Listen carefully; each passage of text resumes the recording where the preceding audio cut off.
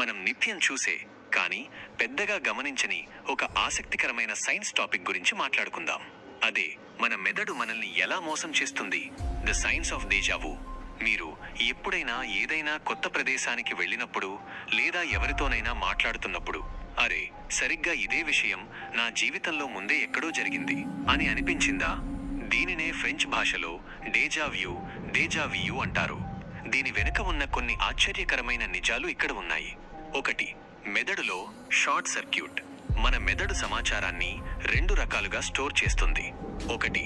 ప్రస్తుతం జరుగుతున్నది short term, రెండోది గతం లాంగ్ టర్మ్.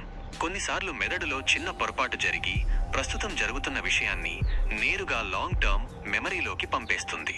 అప్పుడు మనకు ఆ విషయం గతంలోనే జరిగినట్లు భ్రమ కలుగుతుంది. 2. కళ్ళ వేగం. ఒక కన్ను రెండో కన్ను కంటే సెకనులో 1000వ వంతు వేగంగా సమాచారాన్ని అందుకున్నప్పుడు కూడా ఇలా జరుగుతుంది. మొదటి కన్ను చూసింది మెదడుకు చేరాక రెండో కన్ను చూసింది చేరేలోపు మెదడు అది పాత జ్ఞాపకమని పొరబడుతుంది. 3. ఇది మంచిదా?